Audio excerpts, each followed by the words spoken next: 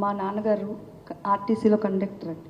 మా మామయ్య గారు రైల్వేలో చిన్న జాబ్ చేసుకుని మమ్మల్ని ఇంత చదివించి ఇప్పుడు ఈ పొజిషన్లో ఉన్నాం సార్. మేము ఇప్పుడు ఇక్కడి నుంచి పైకి ఎదగాలనుకుంటారు కానీ పైనుంచి కిందకి తోస్తారని ఎవరు అనుకోలేదు సార్. ఇప్పుడు పైనుంచి కిందకి తోస్తున్నట్టే ఉంది సార్. ఇది డెవలప్మెంట్ కాదు సార్. కింద నుంచి పైకి వెళ్తే డెవలప్మెంట్ సార్, పైనుంచి కిందకి తోస్తే ఇది డెవలప్మెంట్ కాదు సార్. ఇంతమంది కుటుంబాలని మేము ఉన్నాము, మీకు టెన్షన్ పడాల్సిన అవసరం, మీరు బాధపడకండి సార్. వాళ్ళందరూ ఉన్నారు, దిల్ టేక్ కేర్.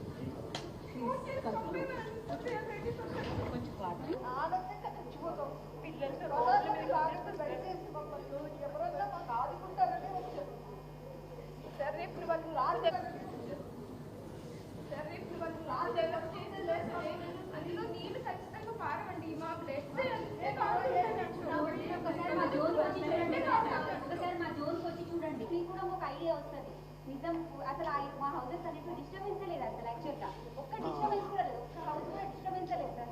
అయినా అసలు మీరు చూడకుండా డిస్టర్బెన్స్ లేదు సార్. అయినా అసలు మీరు చూడకుండానే ఎలా డిసైడ్ చేశారు సార్ మీరు అట్లా? మా జోన్కి వచ్చి చూడండి ఒకసారి మీరు, అసలు ఏం డిస్టర్బెన్స్ ఉందో అల్లికి.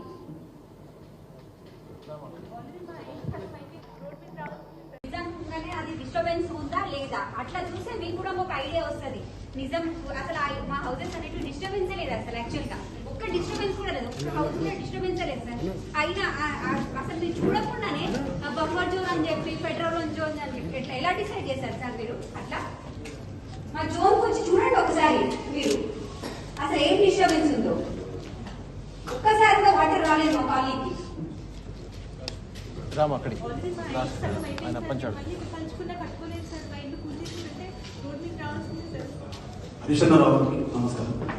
సార్.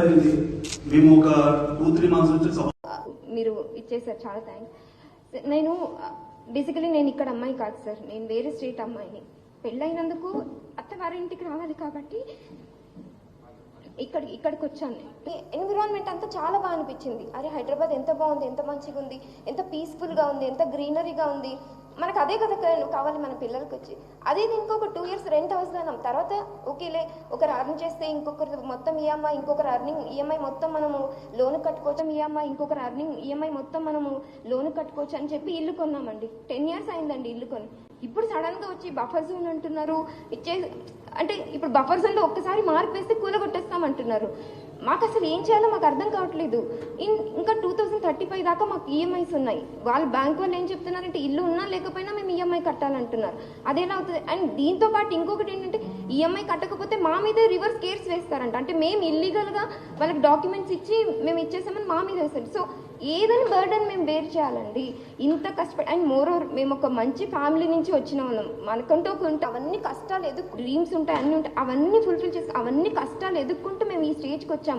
మా పిల్లలకు చెప్తున్నాం, మేము ఈ స్టేజ్కి ఉన్నాం నాన్న, మీరు నెక్స్ట్ స్టేజ్కి వెళ్ళండి. తర్వాత మీ దగ్గర ఉన్నవి సహాయపడండి. కొంతమందికి మనం ఉంది, చాలా మన దగ్గర ఉంది. అంతవరకు వచ్చి ఇప్పుడు సడన్గా ఇలా అన్నీ చెప్తే చాలా బాధగా ఉందండి. డెవలప్మెంట్ చేయండి, మేము ఎవ్వరికి అగేన్స్ట్ కాదు, డెవలప్మెంట్ చేయండి. But not at the cost of మా జీవితాలు పోయి డెవలప్మెంట్ చేయడం అంటే చాలా కష్టం కదండి. ఇప్పుడు ఆ లోన్స్ అని నిజంగా లోన్స్ తలుచుకుంటుంటే నైట్ పడుకుంటే మార్నింగ్ లేస్తుంది. చిన్న పిల్లలండి, నాకు భయంగా ఉందండి. చిన్న పిల్లలండి, నాకు ఇంత చిన్న పిల్లలు ఉన్నారండి.